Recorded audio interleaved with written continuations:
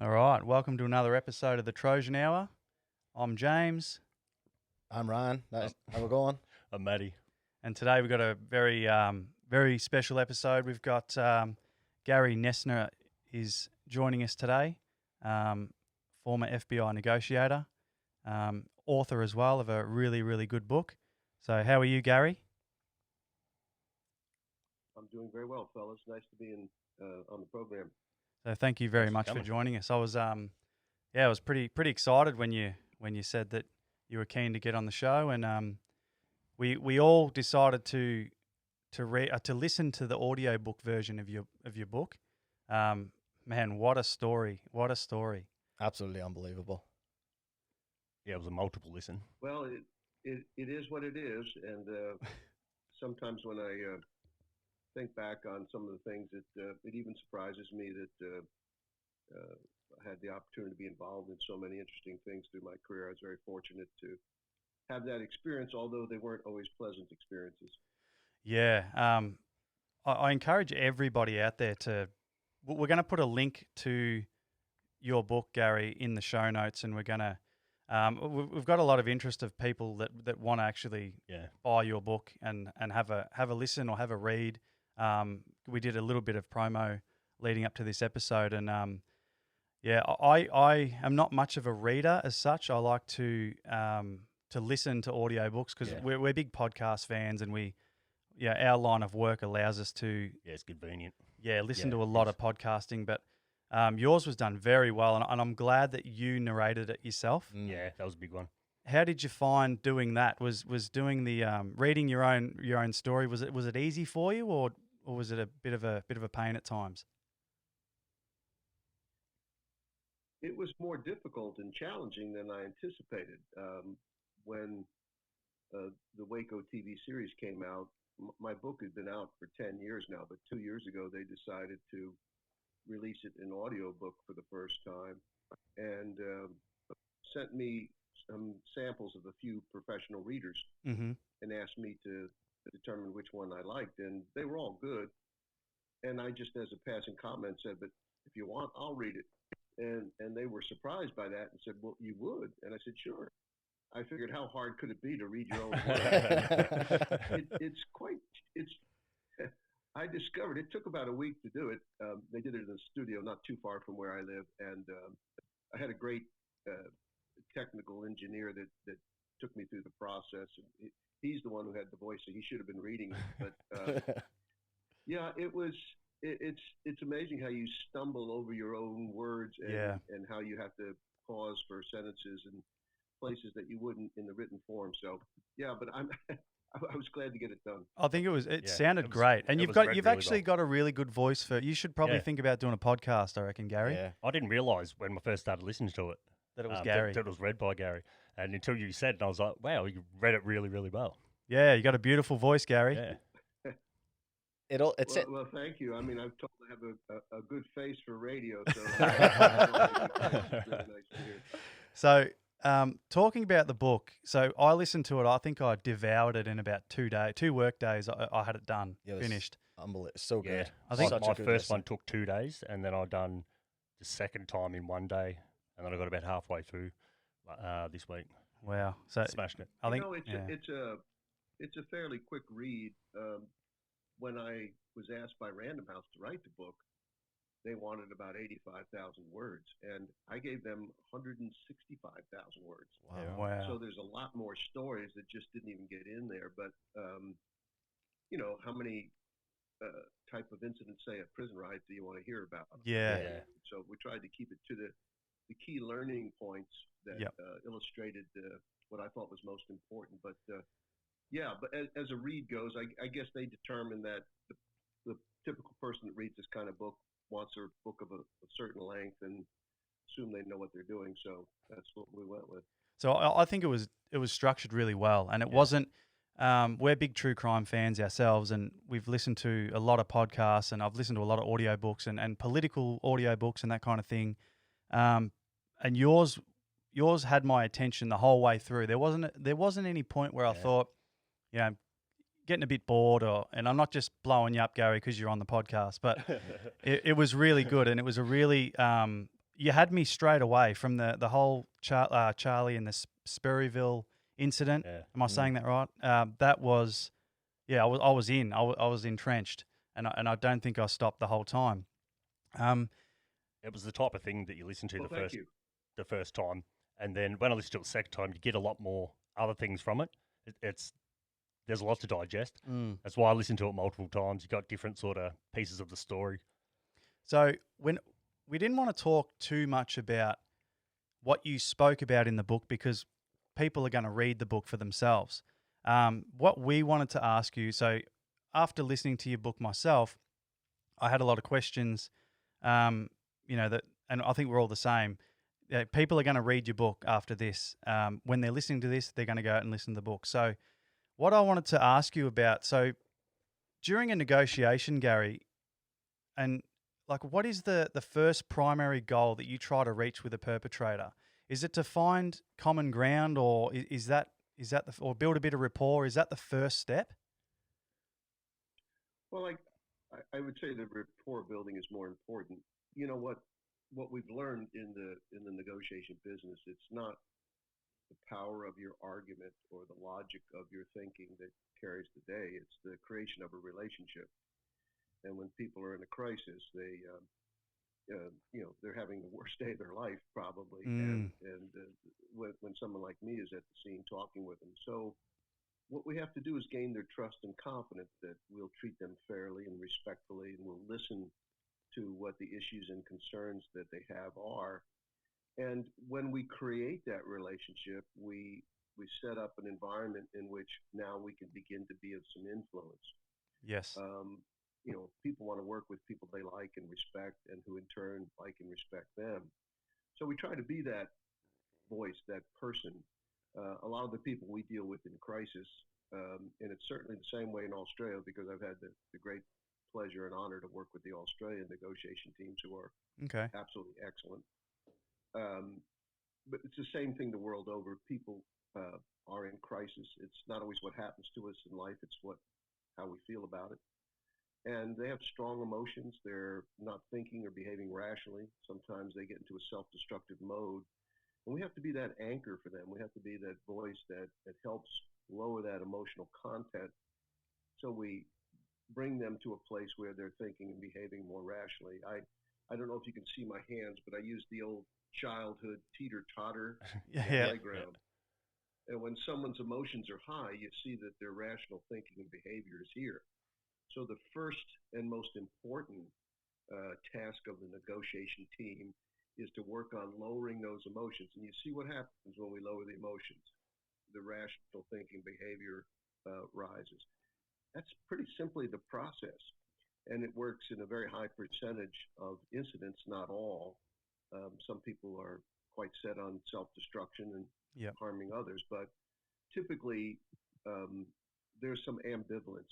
There's part of that person that wants to live or die or whatever it might be, and we're the salesman who's putting their proverbial foot in the door to get the person to talk to us and learn more about them, and try to help them move from tunnel vision, where they see only one solution to a problem, and allow them to consider a broader range of things that they might do to alleviate their suffering, their pain, their unhappiness, whatever it might be. So that's the basic principle. And so we try to de-escalate and not to come across as overly aggressive. That just evokes a defensive posture. So, the process is not terribly complicated to understand. It can be complicated to implement. Yeah. Yep. Well, that sums that one up perfectly. So when you're faced with having to make these split decisions, Gary, and there's no room for error, like with the Sperryville incident in your book, how do you prepare yourself beforehand? Like, have you made peace with yourself before you go out there? Have you said to yourself, all right, no matter what happens, I'm going to be comfortable with the decisions I make, and to prepare yourself and to not regret anything that you've done. Just believe in your... Not criticise what you've done. What you've done at the time was the best in that situation. Yeah, just believe in your training and your instincts. And are you okay with whatever outcome happens? Well, James, that's a great question. And the best guide I can provide for that is you might be familiar with something called the Serenity Prayer, and I won't quote Vaguely. it, but it essentially says you have to understand the things that you can change, and understand the things that you can't, and most importantly, understand the difference. That's a paraphrase, not a quote of what the Serenity Prayer is, but yeah, you go into the situation saying, "I'm not God. I didn't create this mess. I hope it works out, and everyone walks out alive. Yeah. I'm going to do my best to make that happen. But at the end of the day, the ultimate responsibility is totally on the shoulders of the perpetrator. Yeah. Yeah. And they alone make the decision. If I go into that with that attitude, it really frees me up not to be constricted or overly concerned about doing and saying the wrong things.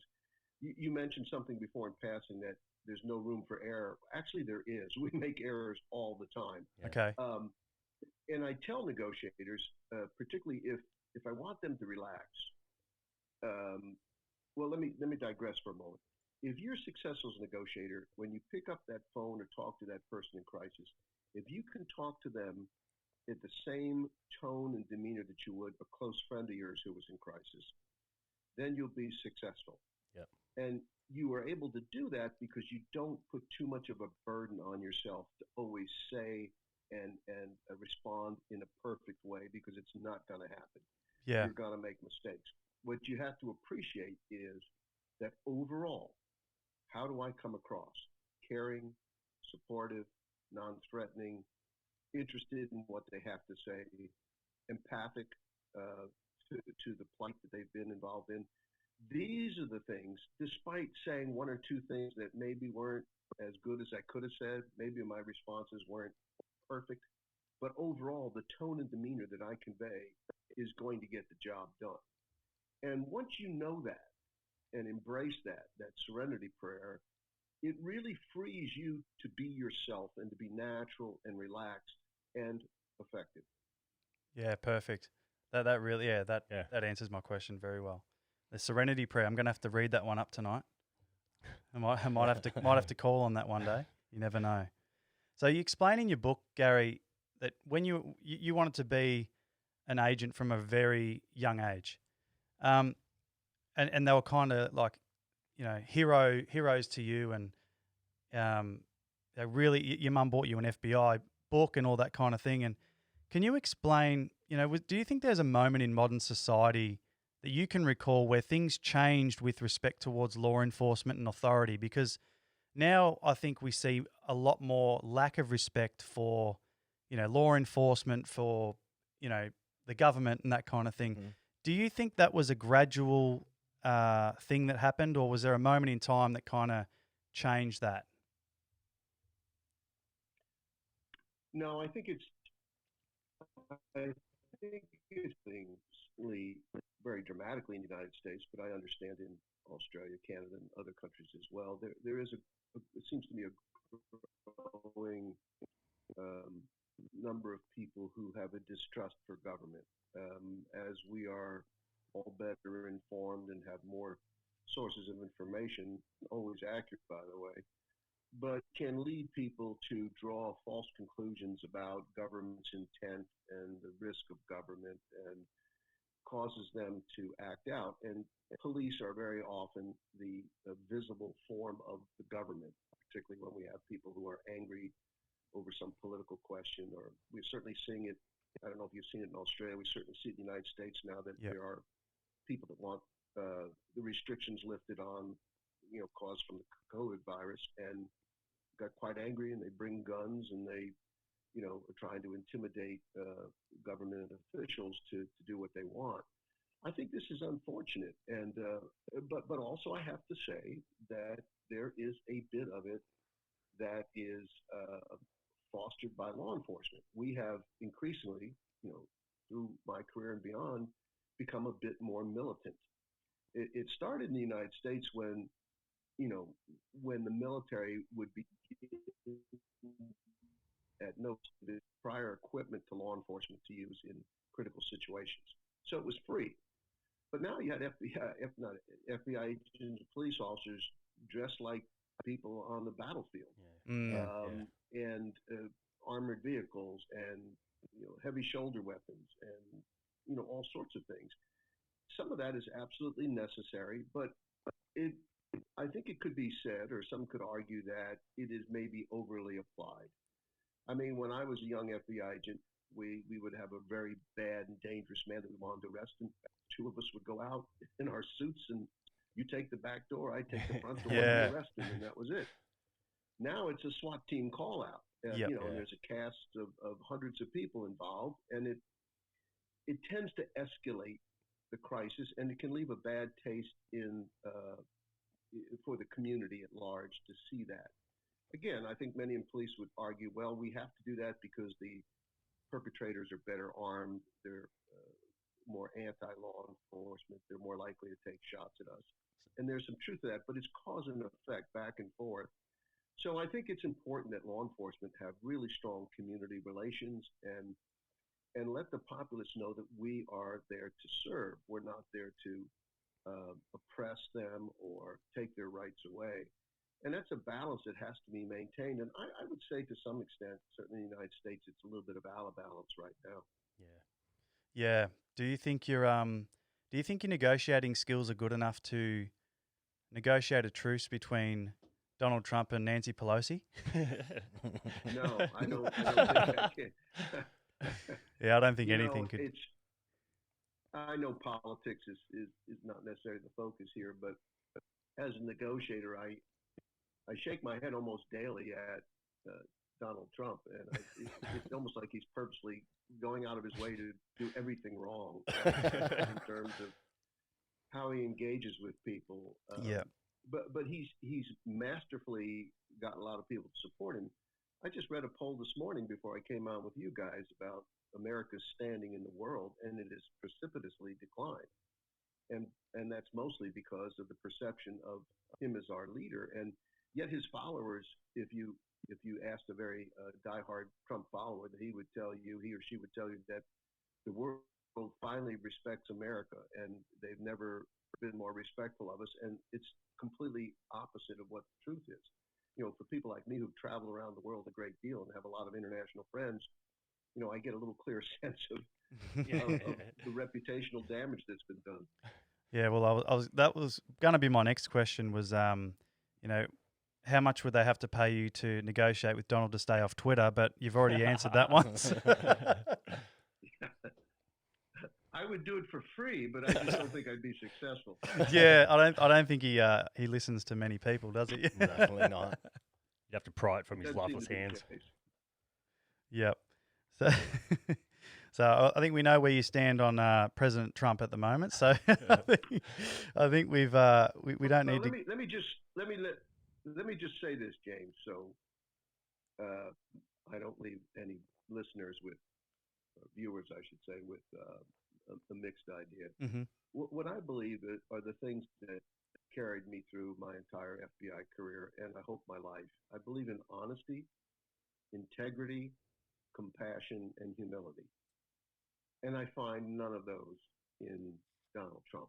Yep. Okay. Obviously, some people do. I think they're totally devoid in his personality attributes. And having dealt with a lot of aberrant psychology in my life, perhaps I'm better equipped to see his deficiencies than some of his followers. But, I'm very troubled by it. I think a lot of our people in our country are, and we'll just have to see how it shakes out in our November election. Do you think he knocks off Joe Biden in the election? If you had to bet on it. No, I don't think he will. I think the polling shows Biden has a good lead. And, like all politicians, Biden seems to have some of his own issues and problems. But I think if you look at, and partly it's COVID, but the economy's in a bad way. Yeah, that's not doing him any favors, is it? Yeah, Donald Trump's unfavorables are very high. He certainly has maintained, mid 40% support from his followers, but he's not changed that dynamic since the day he was elected. And I could only imagine that, if anything, he's lost some support by people who were perhaps voted for him holding their nose because they didn't like Hillary Clinton. So I Yeah. think he will lose, but I'm also concerned about his, um, you know, his accepting the election results or calling into question the validity of it. That's kind of his playbook. So Yeah. we'll see how it goes. Definitely, yeah. It'll come across. He'll make it out that it's controversial. That's what it'll be. There'll be a big conspiracy. It's a why he hoax. did this. It's a hoax. Yeah, look, Yeah, it's going to be an I- interesting one, Gary. I think it's going to be an interesting one. I just You go I ahead. was just going to say, I just don't think that calling people names and constantly attacking is an approach that I would ever recommend. I mean, we all have our differences. We may view problems very in a very different way, but you're never going to succeed. We are social animals. We need each other's cooperation to accomplish almost anything. And when you should be building bridges and not burning bridges, in my view. And that's where I think he ultimately fails as a leader. But obviously, you could get many Americans on here that would very much disagree with everything I've just said. So Yeah, it's such a the way it is. such a crazy topic, especially like US politics. That they're much more animated and more exciting than the Aussie politics anyway. But The entertainment value. does it annoy you with things that, you know, when shootings and when tragic events are politicized, does that bother you, Gary? Like with for example, we're going to talk a bit about Waco pretty soon, but did the politicization of Waco, in '94, it helped the Republicans take back the was it the House that they took back in '94? Mhm. Following that, does that bother you that things are so, like, instead of everyone coming together in these moments, when they're politicized like that, does that bother you a bit? Yeah, the biggest thing that bothers me is hypocrisy. I believe if there's something that's important to you and you think it's a significant issue, then you should be consistent. Yeah, If you look back at Waco, at that time, I think the Republican Party would have the reputation of having been very supportive of law enforcement, very pro law enforcement. yeah, And yet, because of the outcome of Waco, they decided it was a good tool to use to attack Janet Reno and Bill Clinton. As far as I could tell, Bill Clinton probably got briefed on what was going on a couple times, and that's about it. I don't think he had any direct role in the Waco, but it was convenient for them to go after Clinton, and because of that, they had to go after the FBI. So we had these congressmen and senators, and I testified before both the House of Representatives and the Senate. They, because of that, they abandoned their sort of traditional support for the FBI and chose instead to use it as a political cudgel to go after the president. I didn't like that yeah, politicization of it, yeah, and we see it.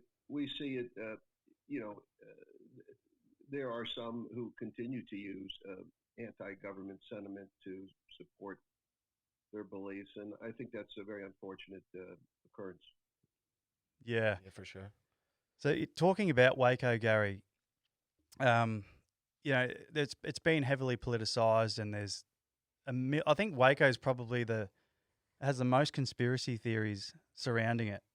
Like Yeah. there's so many different conspiracy theories. A lot of them you dispel in your book about who lit the fires and all that kind of thing.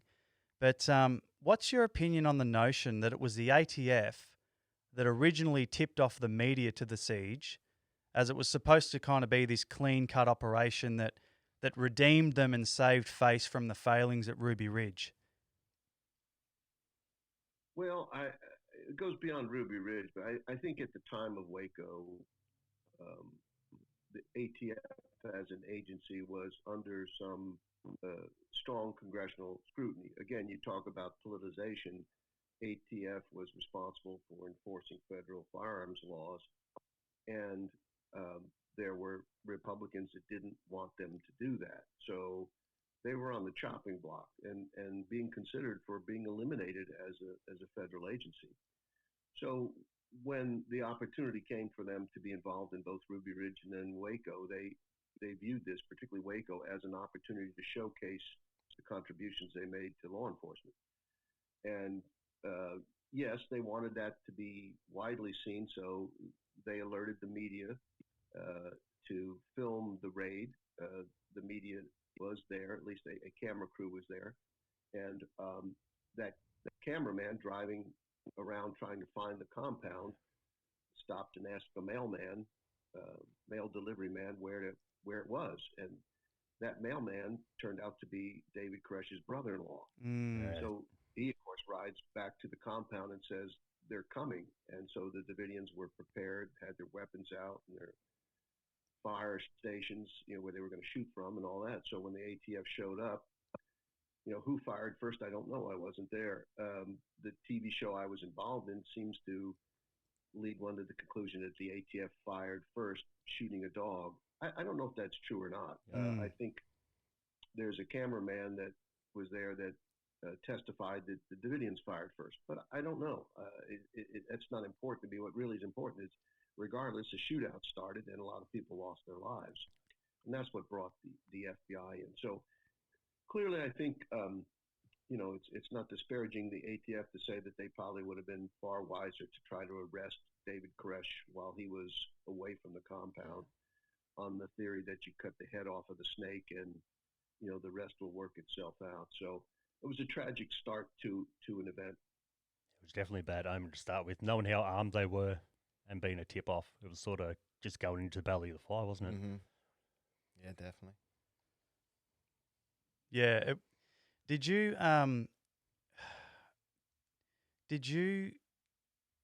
So what was it like?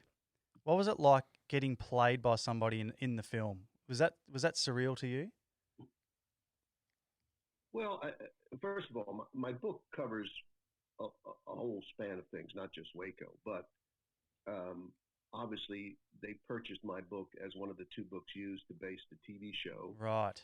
Because of my perspective of what the FBI was doing and what conflicts we had within the FBI. And I stand by everything I said in the book.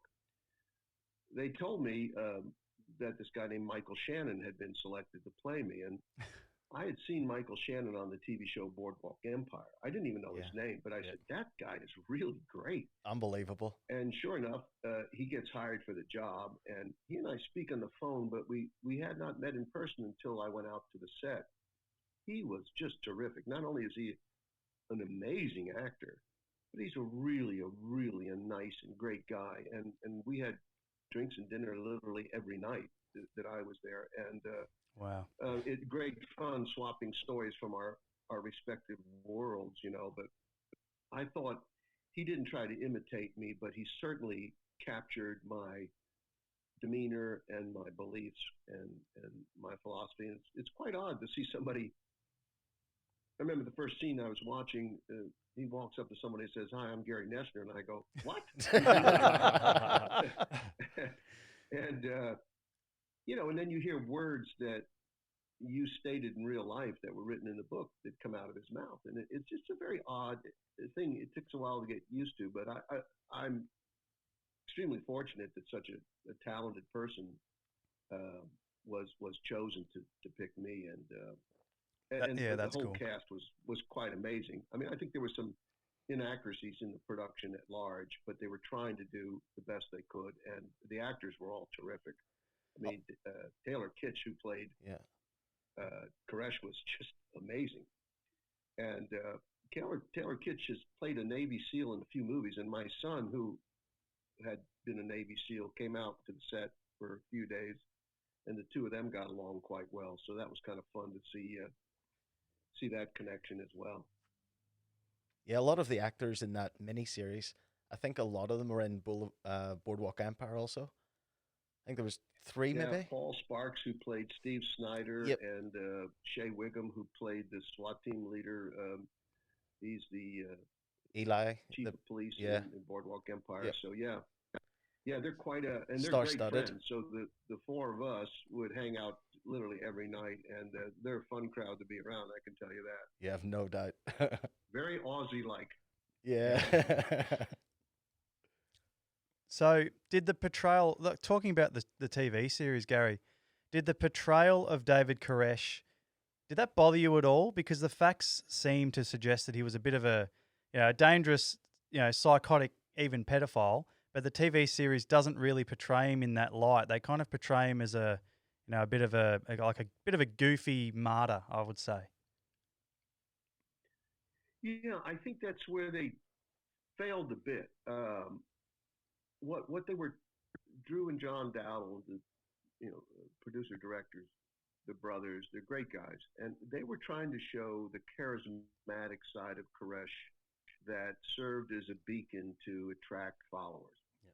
And I think they were successful in that. But I think where they fell a bit short was showing his darker side. And while I was out there, I told them, I said, guys, you're portraying him too sympathetically. Right.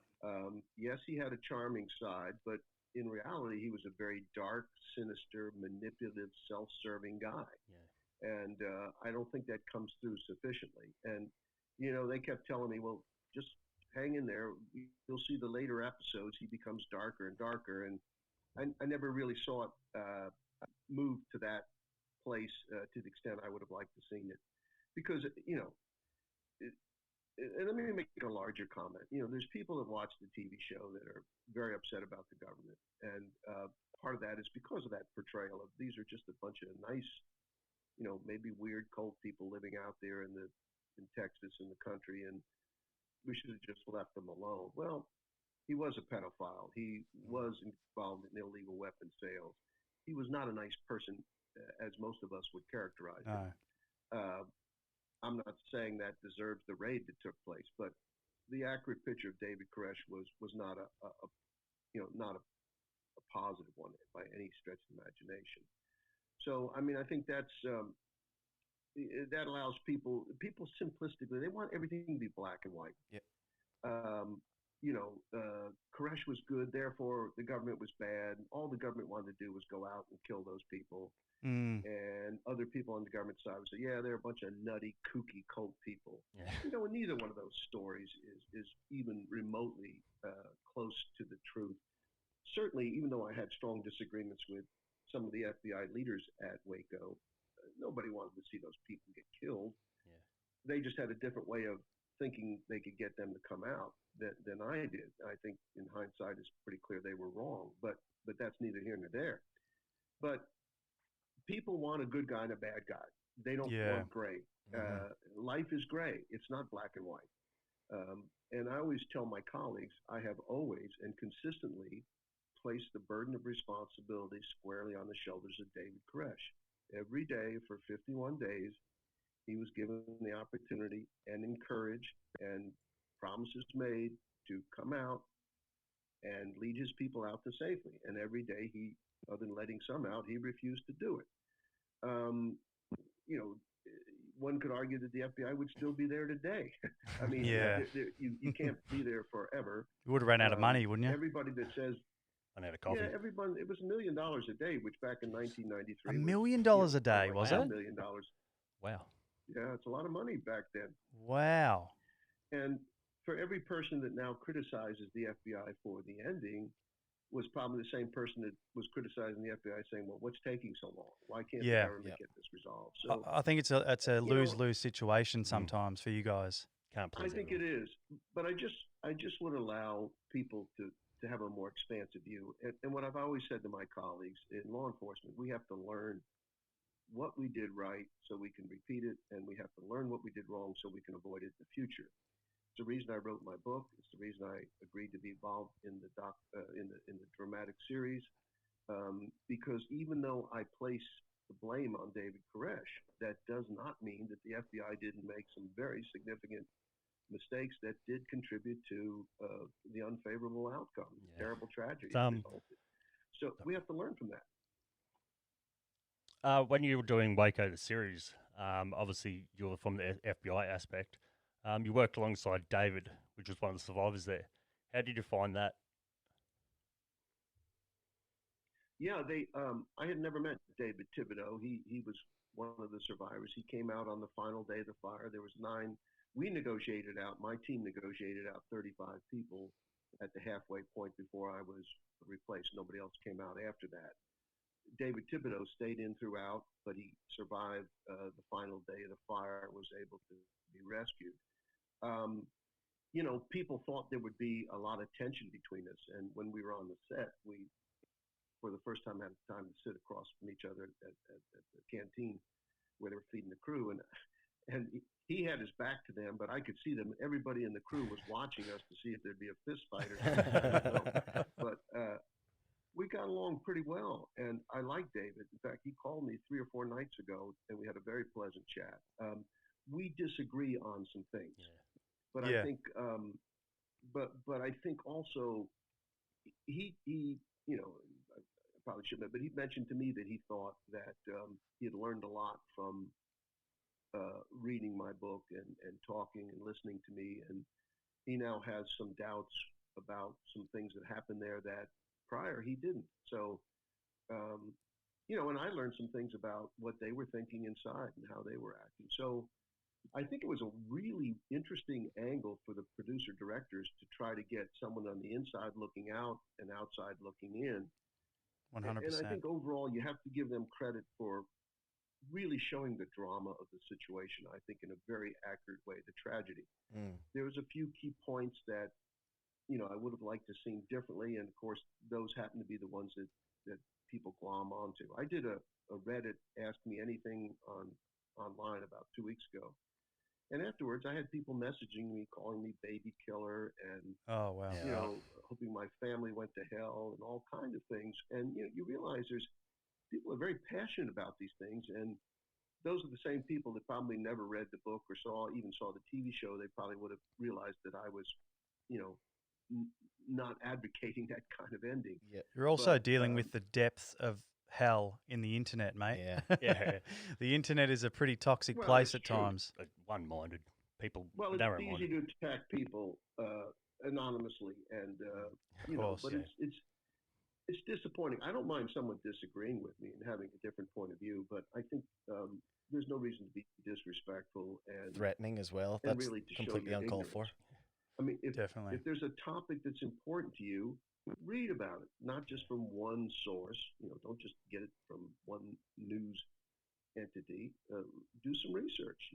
We have the tools available to us. That's one of the good things about online, and you can really find out what is truth, what is fiction, and then make your determination. But just don't carte blanche believe somebody's wild accusation just because it appeals to you in some way. Yeah, and it's also awesome, touching back on that you and David could have enough respect for each other to be able to sit there and see it from each other's point of view, because that was a pretty highly emotional situation, obviously, but instead of being narrow-minded this long after, to be able to sit there and reflect on what each other was going through instead of just what yourself was going through in that situation. It's pretty interesting. David was the first former Davidian that I had, extended contact with at the filming back some years prior at the 20th anniversary, of Waco. So that'd be 2013. I spoke at Baylor University in Waco. They had a big conference looking back at the incident, and I was the only law enforcement person there. And I met 2 other survivors, and it was clear that both of them still believe David Koresh is everything he represented to them. So you see the real power and stranglehold that a cult leader can have that can be quite lasting. Just going back, sorry, Gary, on what you were saying before there. On day 25, you got pulled off Waco, and there was 26 days remaining. Is that common for negotiators to get, for you to be taken off so soon? Yeah, we actually have a system in the FBI informally that we rotate people every 3 weeks in a major crisis. And we do that to avoid fatigue and making bad decisions. And I would argue that they didn't do that with the tactical folks, and they should have. Because a lot of them got very frustrated. How long is this taking? And when you're out there and you're idle and you're just sitting and watching and waiting, you tend to want to do something. And sometimes those things that you do are not productive or helpful to the cause. But no, so everyone had been rotated out after 3 weeks. I was in my 5th week.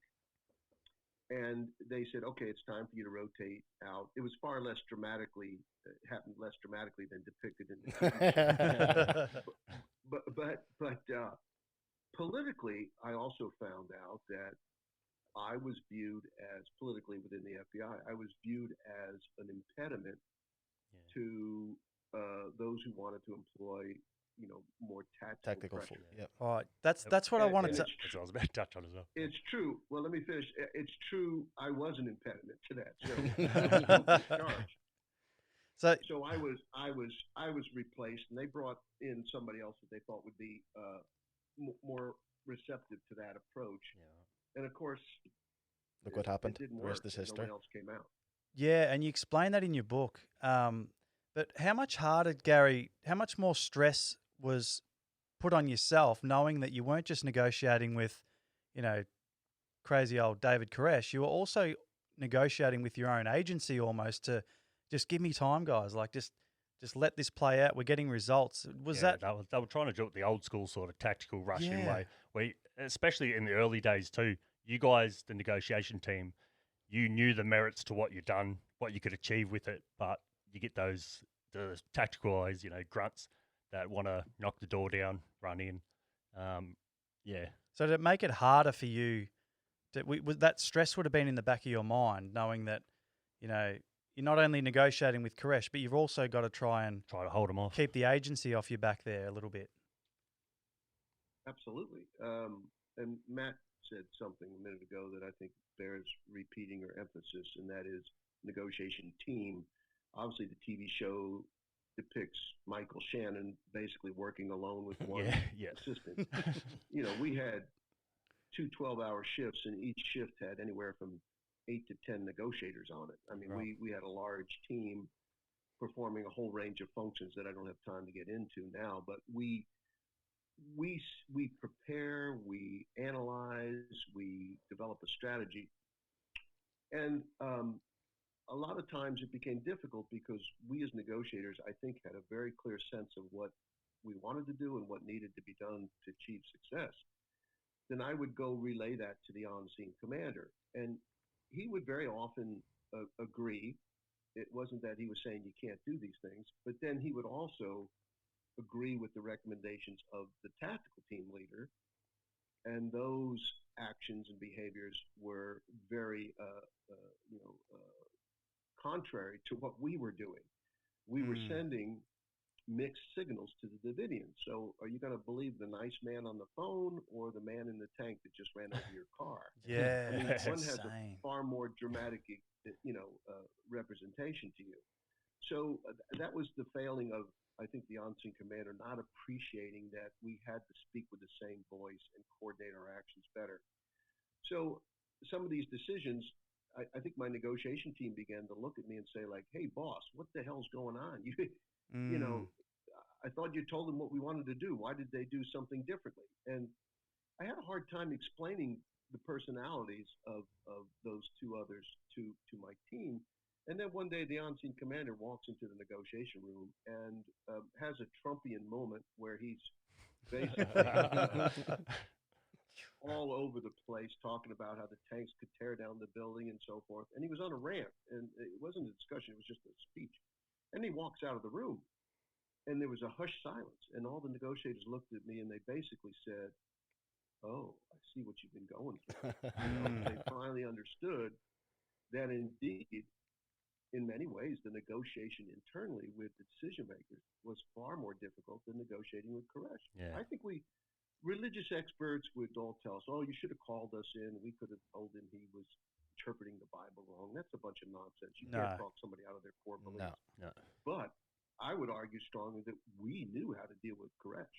It's just that we weren't able to fully get that embraced by our decision makers.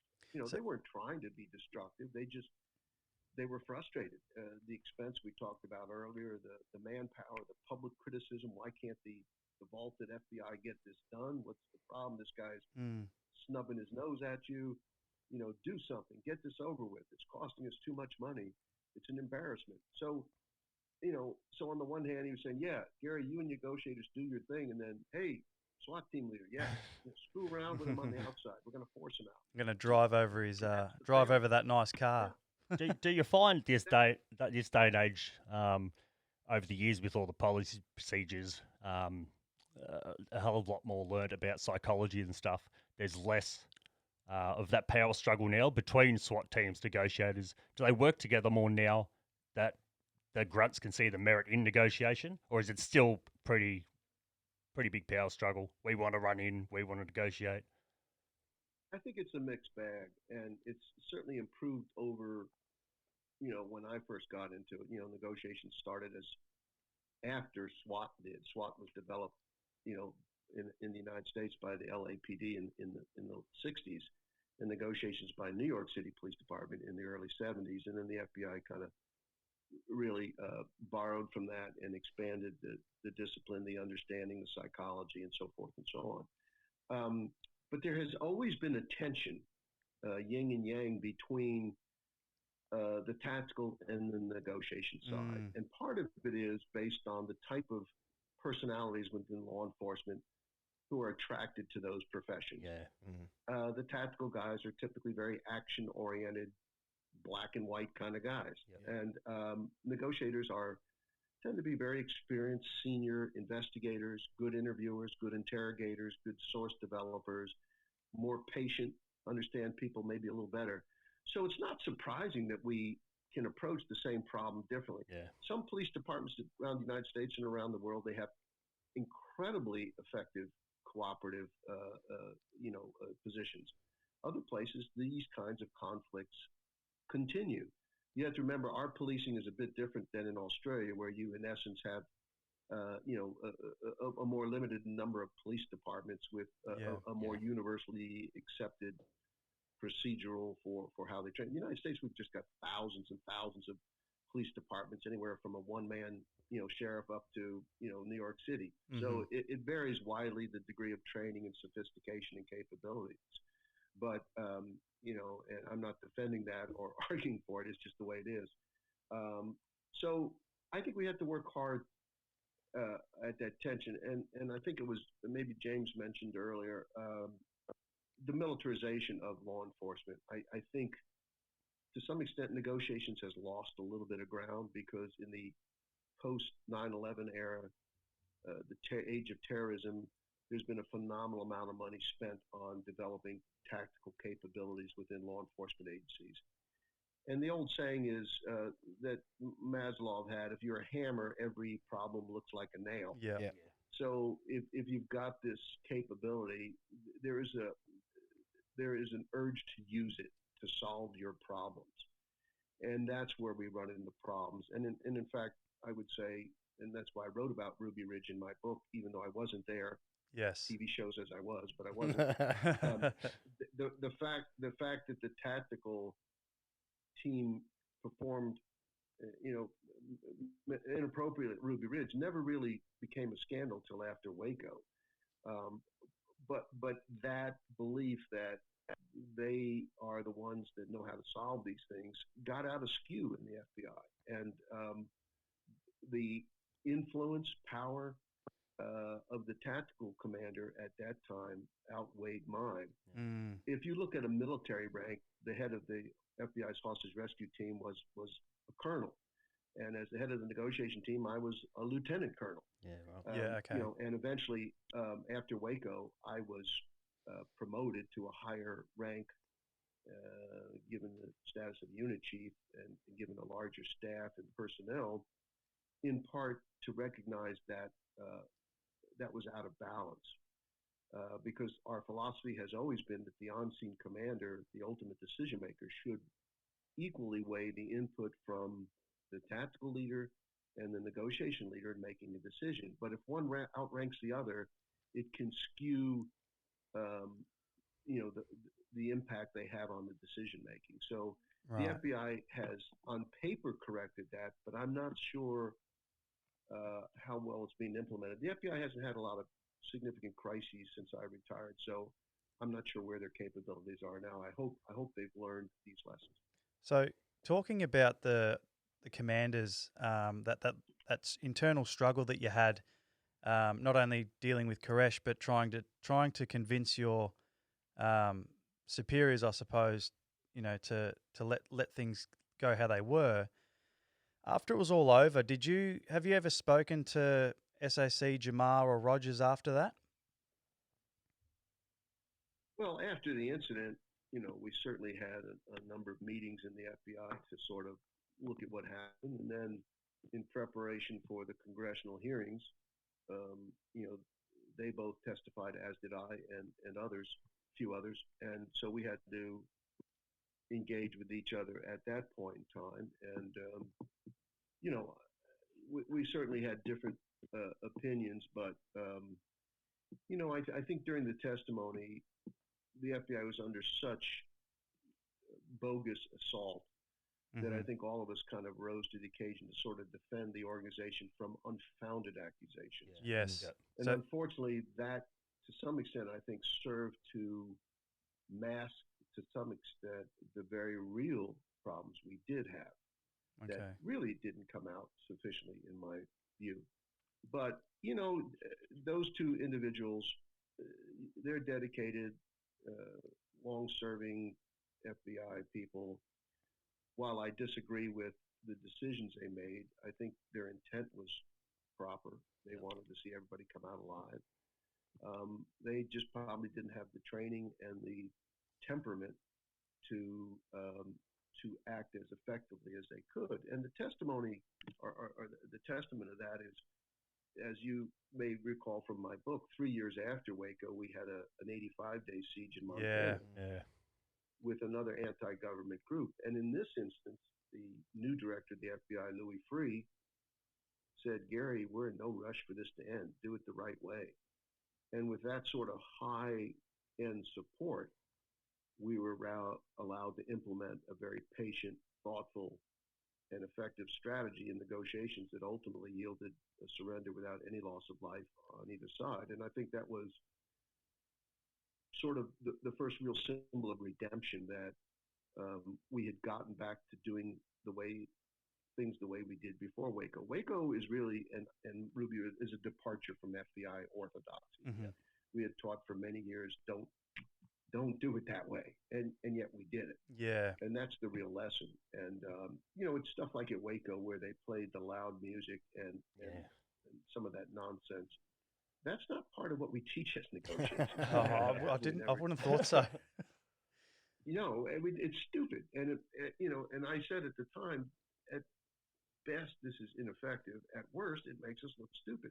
And sure enough, it is one of the things that through the years people have continually cited to me. Why did you play the music? I said, well, we didn't. It wasn't the negotiators. So I'm pretty thin-skinned about that, and I get rather defensive because people assume this is something the negotiators felt was an appropriate action to take, and clearly it was not, and was counterproductive. Even Steve Snyder, Koresh's #1 guy, got on the phone and he said, "You're playing Nancy Sinatra music. What is the government trying to tell us? What is the message here? What do you want to say to us? And it's embarrassing.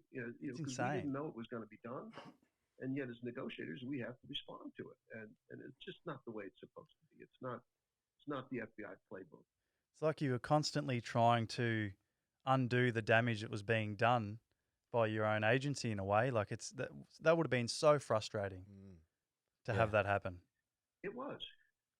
It was indeed, and I will tell you. I mean, I think I'm fairly psychologically fit, but after Waco, I went through a period of depression of sorts. Yes, it was challenging. So I go back to the FBI Academy, and where we were stationed, and there's only 2 FBI negotiators, and there's 65 people on the tactical team, and you run into these people every day in the hallways, in the gym, in the cafeteria, and you can tell that they're angry, and some of their anger was expressed against me and others, and it was an uncomfortable period of time. And eventually, I think it's the Danforth Commission report and others have made it pretty clear that the negotiators had it right and should have been listened to. But at the time, you go through a fairly challenging time, and you come out of it, stronger, hopefully.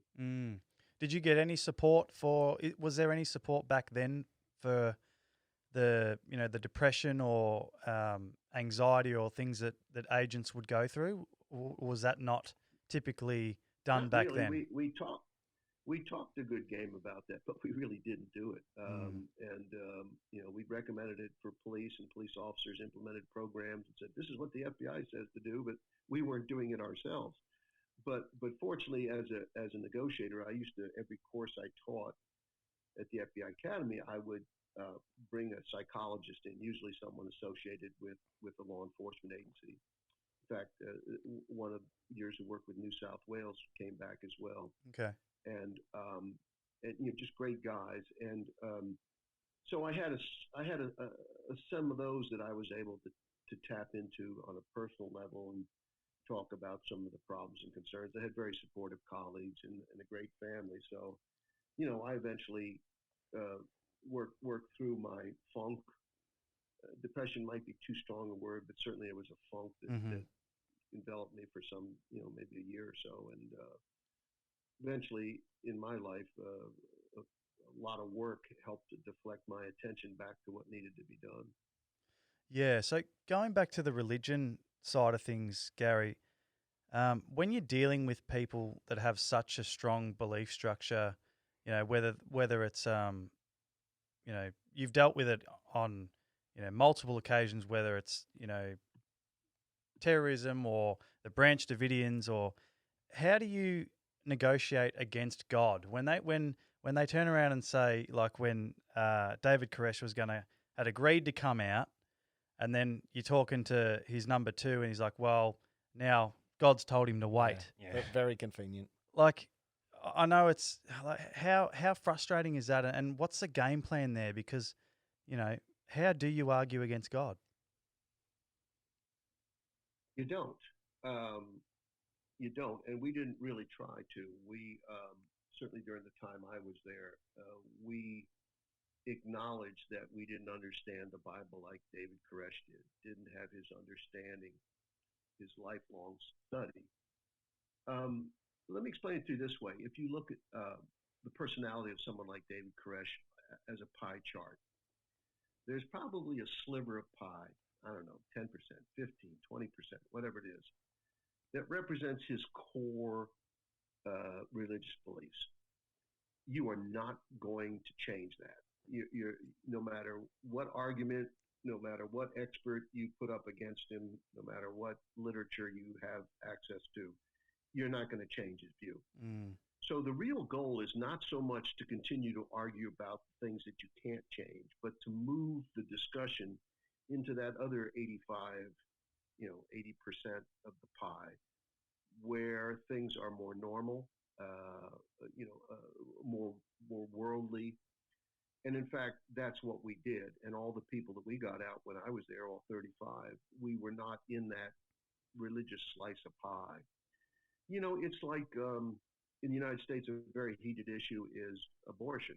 Yes. And you can get 100 people in a room, and 50 of them are pro-life, and 50 of them are pro-choice. And you can spend a whole day with them and present arguments and points of view. And at the end of the day, you'll have 50 that are pro-life and 50 that are pro-choice. You're just not going to change that core belief. I mean, it was an internet exchange I had with somebody the other day, and they said, well, how do you answer the fact that Hillary Clinton and Bill Clinton killed 50 people? Well, what? It's total nonsense. It's total BS, but you're not going to convince them it didn't happen. They read it on some extreme right-wing website. It's the sort of thing they would like to believe, so they do. Yeah. And you're not going to change their opinion on that. No. And you're better off not really trying. There comes a point where I'm a firm believer in negotiator and meeting people halfway and trying to understand their point of view and hopefully influencing them to think a little bit more broadly. But there are some issues and some people where you just have to come to the conclusion that this is the way it is with this person. And the only appropriate strategy is to avoid discussion about those issues. That's the only safe harbor. How many more days did you want at Waco? If you could have had your way, how many days do you think you were away from getting resolution? Yeah, do you believe that you could have got him out, get all out safe and sound? Well, it's a complex question. When I left, I was okay with it because I knew negotiations were over. Because I think I left on the 20. I think it was the 25th of March. On the 23rd, we got 7 adults out. The biggest, most successful day of the siege. Mm. And in the immediate aftermath of that, the tactical leader had the tanks go forward and crush some cars. Yeah. Escalated So real I quick. tried to explain to the boss, I said, you know, if you want to train your dog to retrieve your newspaper, he goes and gets the paper and brings it back, and you give him a treat. If you kick him in the nuts, the dog is going to say, I'm not going to get the paper anymore. This is basic. This couldn't be more basic psychology. And yet that's what we did. And Koresh said, listen, no one else was coming out. And the way he said it and the circumstances in which it was conveyed, clearly he said to me, it's done. Yep. We're over. You know, I don't know how this is going to end, but we're not going to be able to get more people out, I don't believe. So through that frustration, I guess I was not disappointed to leave. You never like to leave a job unfinished. And I was on the phone almost every day with the team, even after I was gone. But now let me go back to the second part of the question. Mm-hmm. If I could have gotten the teams, the boss, to refrain from aggressive external demonstrations of force, anger, whatever, I am confident that we could have gotten many more people out, and there is a decent, better than average chance we could have got everyone out. Well, you proved that in the siege of the Montana Freeman, didn't you? Yeah, I mean, they're two different situations, but yes, I mean, I think people, I mentioned it at the beginning of the podcast here, people want to work with people they like and respect and who feel they respect them. So have we, if we had continued, despite the shootout with ATF, which put us in a huge hole to begin with, if we had treated the Davidians consistently and fairly and respectfully, as we did as negotiators, but not externally with tactical movement, I think we were having success. Steve Snyder was convincing people to come out. I mean, it was amazing. Yep. We had a theory called trickle flow gush. You know, we didn't expect to have a grand solution, but we wanted to get people moving out, resuming responsibility over their children who'd been released earlier, whatever it might be. And I think people, to some extent, were beginning to doubt the wisdom of going down in flames, as it were, with David Koresh, although that wasn't openly discussed at that point in time. So I think it's sad and unfortunate that the frustration that decision makers were experiencing caused them to believe that the application of force was a complement to negotiations, when in reality, and I told them that repeatedly, it was an impediment to us. So, I mean, it's a long way to answer your question, but you know, when I left, it was done. But if we had done things different earlier, yes, I would have loved the opportunity to have pursued that. And whenever you went back to Waco in 2013 for the anniversary, were the Davidians still, have they still got a camp out there? I didn't hear the last part. Do they still have like a base out there? He's Irish. He's sorry, Gary. He's Irish. He's hard to understand. I see. Well, that explains it all. No. They have I've never been back to the site. I understand. I've seen pictures that they have a chapel there, and there's been some controversy amongst the survivors as to who now is the leader and who they should follow as their prophet. But yeah, there's some of them that still live in the Waco area. And as I told you at the Waco thing, I met the wife of Wayne Martin, Sheila Martin, and she lost her husband and several children in there. And when I had my brief conversation with her, while I felt no personal responsibility for it, I decided on behalf of the government I was going to apologize to her. I said, I'm so sorry. What happened to your family? I'm so sorry we failed to get this done safely. And she looked at me and smiled in sort of a very strange way. And she said, oh, it's okay. they're all with David now, and we're waiting for him to come back.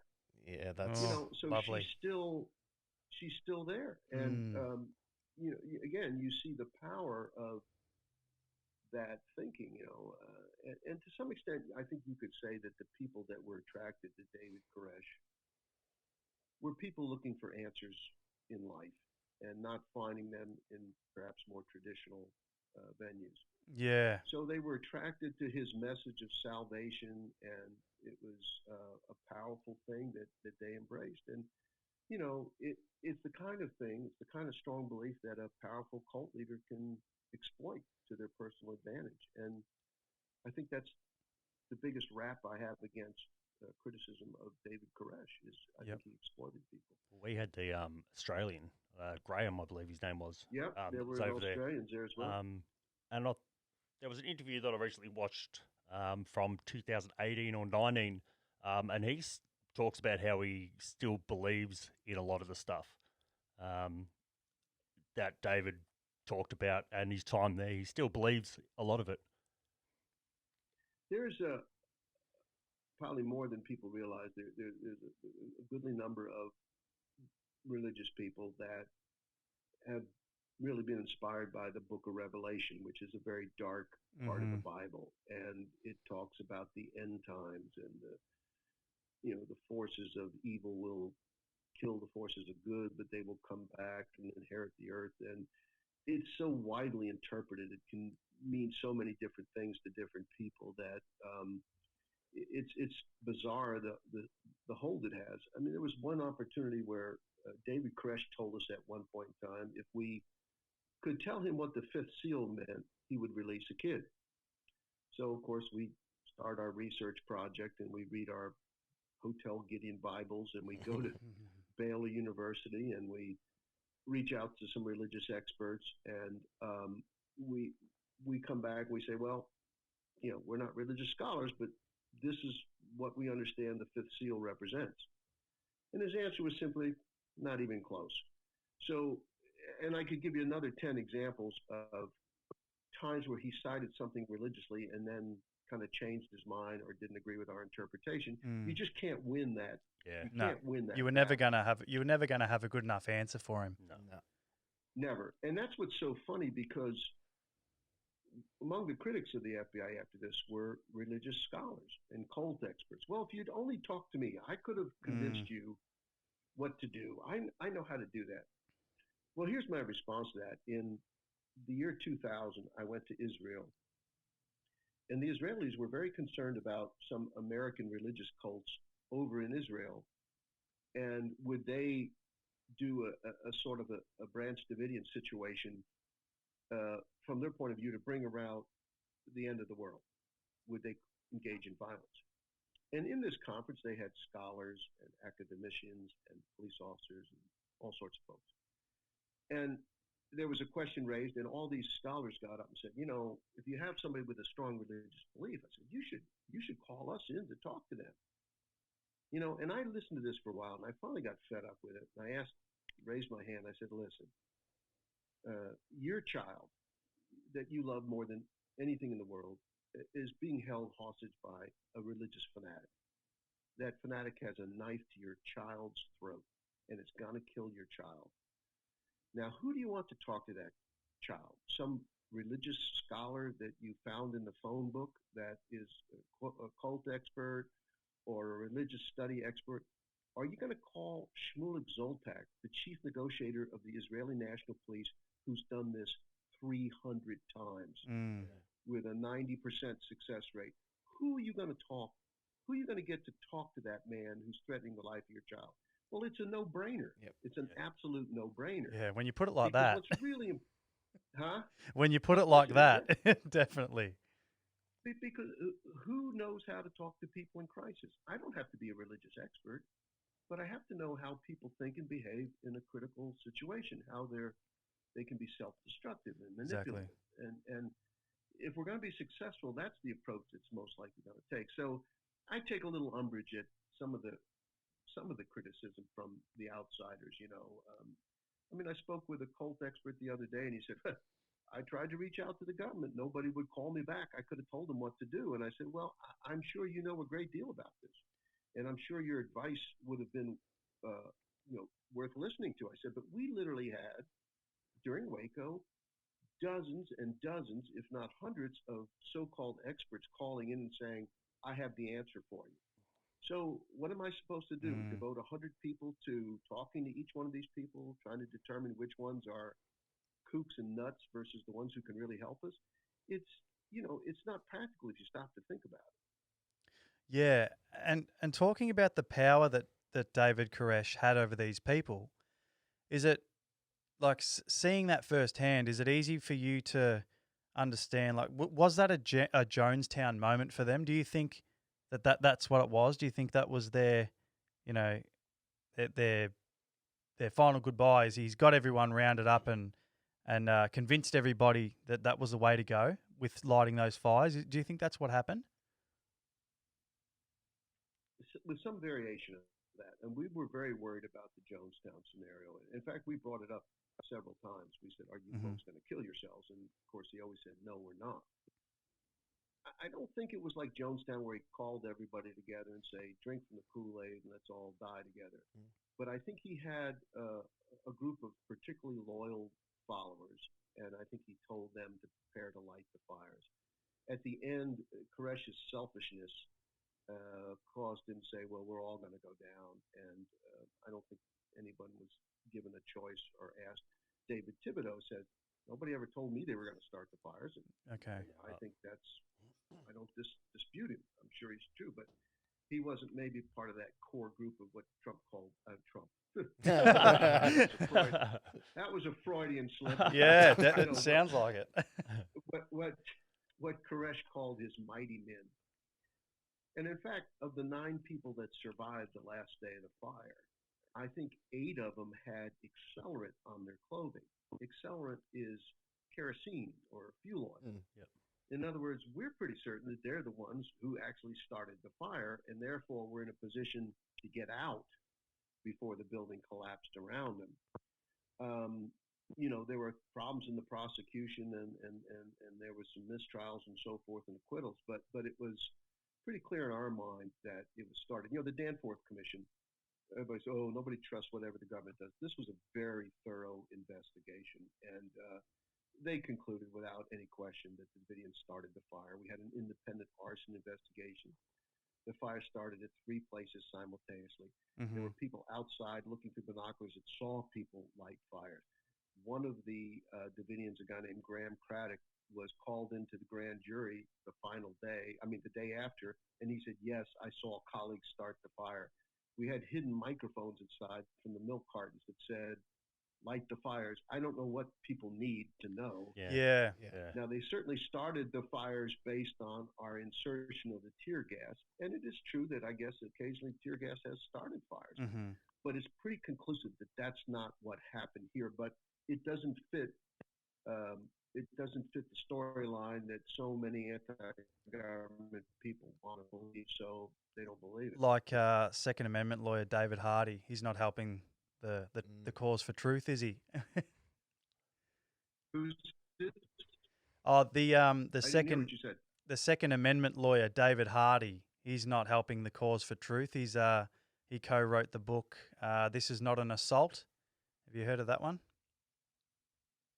No, I'm not familiar with him. I just, It blows my mind a little bit that there's so much evidence there that you guys didn't start the fires, but yet people just want to believe what they want to believe, I suppose. Like what you were saying with you're not going to change their belief structure. Yeah. I think that is the same way in politics, and some people just don't want to educate themselves and don't want to let go. Well, that's right. I don't know if you knew about the incident, but I think it goes back about 2 years ago where some crazed lunatic came up and, fired off rounds. I don't know I can't remember if he killed somebody, hurt somebody in a pizza parlor because online he read that Hillary Pizzagate. Clinton, who was running a pornography ring in the basement of a pizza parlor. Yes. And people believe that stuff. Yeah, that was. I mean, it's like, are you kidding me? Yeah, that was huge conspiracy. That was. And that's why you have to be very, very careful as a politician. I mean, Trump seems to love to stir this stuff up. But it's just like the other day here, and I don't know if you saw it over there, where he said he's taking hydroxychloroquine. Yeah. Yeah, You know, no. the medical profession has Yep. said, don't do that. It doesn't work and it might kill you. Well, that's fine if he wants to do that to himself. But when the president of the United States says that, there's going to be tons of, nut jobs that go out there and start taking this Yeah. stuff, and some of them are going to die. He's got to understand the consequences of what you say, and you've got to be thoughtful. And Yeah, there's no sadly, filter too there. many today aren't. Hmm?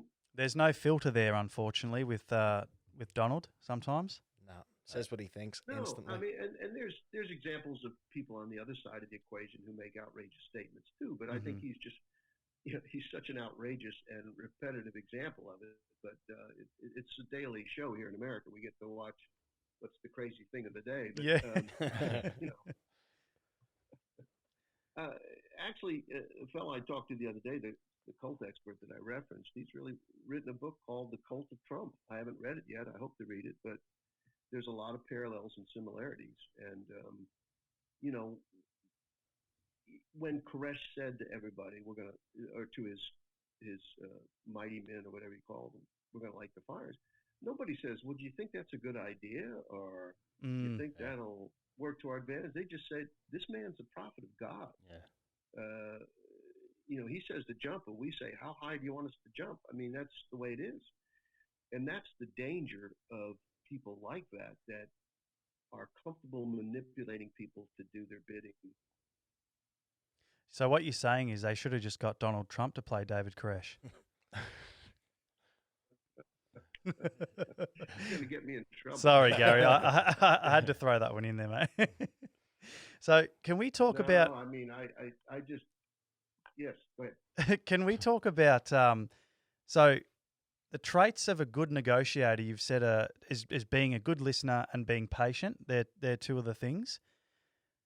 Does it... Yeah, I think there's quite a few personality attributes. I think the first one is to have a high degree of self-control so that you don't allow yourself to respond in an overly emotional way. Because I have a tendency, as the teeter-totter I showed you, if you can't control your own emotions, how can you expect to influence somebody else? So I think we present an example for people by, even if they're attacking us and screaming at us or yelling at us, by remaining calm and having a soothing, comforting voice, that it's a powerful tool at our disposal to use. I think being genuine, sincere, honestly trying to help somebody, if you say something, then stand by it. And what's most important, and it's hard to define, is likability. You think about that word, likability. What is it? What does it mean? Well, it's when you go to a function, a social gathering, and you meet a bunch of people, and you might look over and say, hey, hey Matt, did you meet Ryan at the party tonight? Yeah, interesting guy, wasn't it? Yeah, really liked him. He's had some great life experiences. We need to get together with him, go out for a beer. This is Australia after all, so let's do it. So, and he might say, well, what did you like about him? He said, I don't know. It just seems like a really solid guy, and I'd like to learn more about his journey, his experience. Seems to be really smart, whatever it might be. So if we can be likable and genuine and treat people respectfully, I mean, that's the real ticket in life, because everything in life is a relationship, everything. Definitely. Do you think more women should pursue the career path of a negotiator? Because my fiance has the patience of a saint, and she can negotiate with my 22-month-old son, Leo, very well, better than I can. Does it surprise you that more women aren't negotiators? Well, more and more are, actually. And, when I first got into law enforcement, women were pretty scarce commodities in the business. And that has steadily grown through the many, many years since I started in 1972. But they tend to make incredibly good negotiators. They're first of all, they're seen as non-hostile, non-aggressive, empathic. They are better listeners. They culturally are more attuned to letting us loudmouth men, brag about ourselves and Mm. spout off about all the wonderful things we know and all the things we've done, and they patiently listen to all that. But no, some of the best negotiators I've known have been females, and I think a lot of them gravitate to that specialty within law enforcement when they get an opportunity, and I'm all for it. Beautiful. So just winding down, Gary, where's the best place that people can find your book and the audio version, and if they want the hardback version? Yeah, obviously Amazon has carried all four types: hardback, paperback, ebook, and audiobook. Random House is not, Penguin Random House isn't publishing hardback anymore. They came out with a paperback 2 years ago, and once they sold out of the hard books, I don't think they're printing anymore. But you can get the ebook there, and you can certainly get the Audible book that I read, and paperback. Although at the moment, unless that changes today, Amazon ran out of stock, and they're being restocked. Barnes and Noble, huge bookstore in the United States, Yep. has an online footprint. They have the paperback available. And I don't think they have the audiobook, but they have the ebook and the paperback available, and that's where you can get it. You can also, people interested in knowing more about some of these things can go on my website, www.garynoesner.com, and see other interviews I've done, podcasts, articles I've written, TV interviews, whatever it might be, and so that's how it goes. It's I'm such on an LinkedIn if somebody has a question. I generally don't do Facebook requests with everybody. I try to stay that for family and friends. Seriously considering forgetting that. It seems to be a monumental waste of time. I think you need to give the internet a rest, mate. People don't respect it. Stay off Reddit too. Reddit's a cesspool, Gary. Maybe you can sort it out. I've only done the one thing.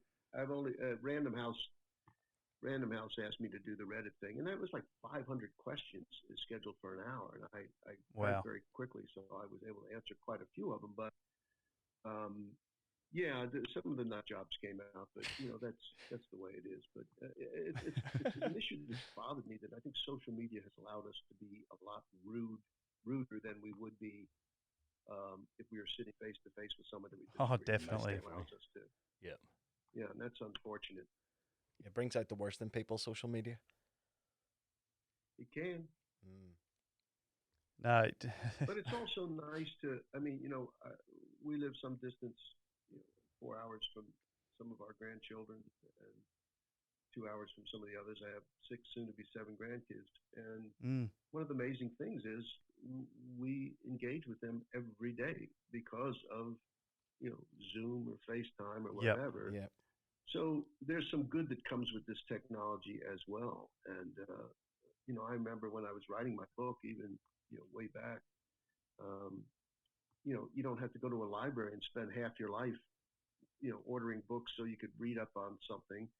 You just go online, and how many people were taken hostage initially in Peru? Boom, I've got it in 2 seconds. It's quite amazing.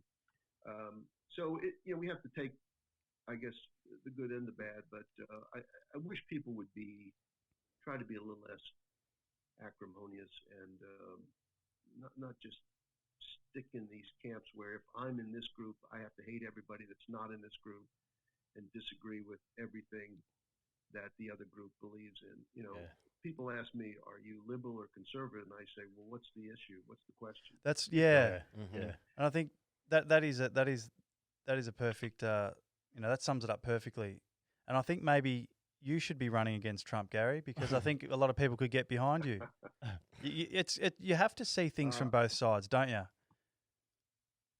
I think so, and sadly, and I'm not sure how it is in the Australian government, but in the U.S. government we have 2 political parties, and there's always been tension between them. But now it's red flag, blue flag. You're my team or you're against me. And in the past, congressmen and senators used to at least intermingle and try to work cooperatively to get something done for our people. Now, if you're for it, then I don't care how good it is, I'm against it, and vice versa. And I think that doesn't serve any democracy very well. So hopefully we move through this phase and get back to being a little bit more civil of a society. Yeah, you're almost biting off your nose to spite your face in those circumstances. I think so. So we're gonna. Guys, it's been great. Yeah, Been awesome. it's look, like I said, we could speak to you for hours and hours and hours and hours, but you've got better things to do. But but we're going to put links to your for where people can buy your book. We're going to put links to your webpage and all that kind of thing in the show notes of our podcast. So we highly recommend everybody listening to check out that book, because it was unbelievable. Like you said, Ryan, earlier, pretty much every case in that book, Gary, could be made into a movie. Every single siege exactly that what you it were was. involved in. Yeah, and you had to remind yourself sometimes. You're like, this was Gary's job. Yeah, this is what he done every day. It's the fact it's like that you said, it's a movie. It's a to one movie script. person. It's unbelievable. I thought I had an interesting job, Well, but thank you, guys. Oh, thank you. Thank you but very no, much. thank Gary. you so much, Gary, for joining us. That was very, very interesting, and you've set the bar pretty high now. So I don't know who we're going to get to follow you, mate, but it's It'll be a hard one. they got some big shoes to fill. Well, if you get my wife, she'll straighten out everything I just told you. It's a true story. So. No, Well, send me the link when you have it up. Yeah, 100% will do, mate. Thank you very much for joining us. Thanks very Thanks, much, Gary. Very good. All the best, guys. Same to you. Take care.